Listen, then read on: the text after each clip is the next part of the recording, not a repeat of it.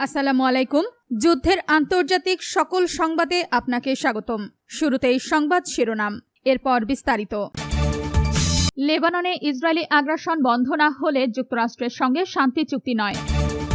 Cyber হয়রানির শিকার police van আটকে প্রতিবাদ জানানো মুম্বাইয়ের সেই মডেল। ইয়েমেন অবরোধে সৌদিকে হুঁশিয়ারি হুথিদের। মধ্যপ্রাচ্যের সাময়িক স্বস্তিতে বাড়ল স্বর্ণের দাম। আপনি যদি ইসরায়েলের ধ্বংস চান এবং মুসলিমদের পাশে থাকেন তাহলে ভিডিওতে লাইক করে চ্যানেলটি সাবস্ক্রাইব করে দিবেন। লেবাননে ইসরায়েলি আগ্রাসন বন্ধ না হলে যুক্তরাষ্ট্রের সঙ্গে শান্তি চুক্তি নয়। যুক্তরাষ্ট্রের সঙ্গে যে কোনো শান্তি চুক্তির প্রধান পূর্ব শর্ত হল লেবাননে ইসরায়েলের হামলা ও আগ্রাসনের পরম ও শর্তহীন অবসান। রোববার ২৬ জুলাই সামাজিক যোগাযোগ মাধ্যম এক্সে দেওয়া এক পোস্টে ইরানের সর্বোচ্চ নেতা মুজতবা খামেনি এই কথা জানিয়েছেন।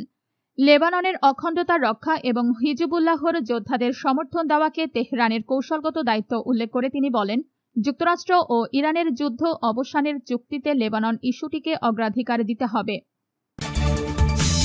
সাইবার হয়রানির শিকার পুলিশ ভ্যান আটকে প্রতিবাদ জানানো মুম্বাইয়ের সেই মডেল। মুম্বাইয়ের পুলিশ ভ্যান আটকে প্রতিবাদের মুখ হয়ে ওঠা মডেল রিয়া আহির এবার অনলাইনে তীব্র আক্রমণ ও হয়রানির শিকার হয়েছেন বলে অভিযোগ করেছেন। এই ঘটনার পর তিনি সাইবার পুলিশের কাছে একটি আনুষ্ঠানিক অভিযোগ দায়ের করেছেন। গত ২২ জুলাই মুম্বাইয়ের দাদাদের শিবাজি পার্কের কাছে নিট পরীক্ষার প্রশ্নপত্র ফাঁসের ঘটনার প্রতিবাদে দেশব্যাপী বিক্ষোভের অংশ হিসেবে কেন্দ্রীয় মন্ত্রী ধর্মেন্দ্র প্রধানের পদত্যাগের দাবিতে বিক্ষোভরত মানুষদের আটক করে নিয়ে যাওয়ার সময় একটি পুলিশ ভ্যান আটকে দিয়েছিলেন রিয়া আহির। ছাই রঙের হুডি পরে ভ্যানের বনেটে হাত রেখে তার সাহসিকতার সেই দৃশ্য দ্রুত সামাজিক যোগাযোগ মাধ্যমে ভাইরাল হয় এবং ব্যাপক প্রশংসা কুড়ায়। পরবর্তীতে এনডিটিভিকে দেওয়া এক সাক্ষাৎকারে তিনি জানান, পুলিশ অন্যায় করছে বুঝতে পেরেই তিনি সহজাত প্রবৃত্তি থেকে ওই পদক্ষেপ নিয়েছিলেন এবং নিজের অধিকার সম্পর্কে সচেতন থাকার ওপর জোর দিয়েছিলেন।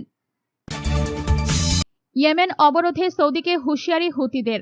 ইয়েমেনের ওপর অবরোধ বজায় রাখার সিদ্ধান্ত শেষ পর্যন্ত সৌদি আরবের জন্যই বিপর্যয় ডেকে আনবে বলে হুঁশিয়ারি ছুড়েছে দেশটির হুথি নিয়ন্ত্রিত সরকারের উপপররাষ্ট্রমন্ত্রী আব্দুল ওয়াহিদ আবু রাস। বার্তা সংস্থা সাবাকে দেওয়া এক বিবৃতিতে তিনি বলেন, যুক্তরাষ্ট্রের সহায়তা নিয়েও সৌদি ইয়েমেনে তাদের লক্ষ্য অর্জনে ব্যর্থ হয়েছে। এখন স্থানীয় মিত্র ও সশস্ত্র গোষ্ঠীর ওপর নির্ভর করেও তারা সফল হবে না। আবু রাস বলেন, যুক্তরাষ্ট্র তার সামরিক ও রাজনৈতিক শক্তি নিয়েও ইয়েমেনের জনগণকে পরাজিত করতে পারেনি, কিন্তু সৌদি নেতৃত্ব সেই অভিজ্ঞতা থেকে শিক্ষা নেয়নি। তিনি আরও অভিযোগ করেন, ইয়েমেনের ওপর অবরোধ দেশটির সম্পদ দখল এবং সামাজিক কাঠামো দুর্বল করার প্রচেষ্টা শেষ পর্যন্ত সৌদি অর্থনীতির ওপরই নেতিবাচক প্রভাব ফেলবে। মধ্যপ্রাচ্যের সাময়িক স্বস্তিতে বাড়ল স্বর্ণের দাম। ইরানে চালানো যুক্তরাষ্ট্রের আগ্রাসন বন্ধ হওয়ার প্রভাব সরাসরি পড়েছে স্বর্ণের দামে। বার্তা সংস্থা রয়টার্স বলছে, মধ্যপ্রাচ্যে সংঘাত সাময়িকভাবে কমে আসা এবং তেলের দামে বড় পতনের কারণে আন্তর্জাতিক বাজারে মূল্যবান ধাতুটির দাম কমেছে। সোমবার ২৭ জুলাই ১০:৩০ পর্যন্ত স্পট গোল্ডের দাম ০.৯% বেড়েছে।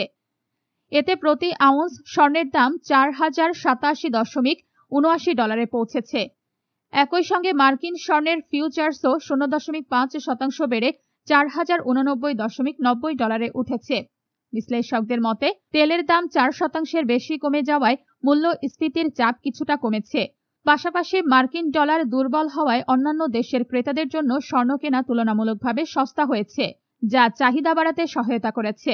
রয়টার্সকে এক জ্যেষ্ঠ ইরানি কর্মকর্তা জানিয়েছেন, যুক্তরাষ্ট্র হামলা না চালালে ইরানও হামলা বন্ধ রাখবে।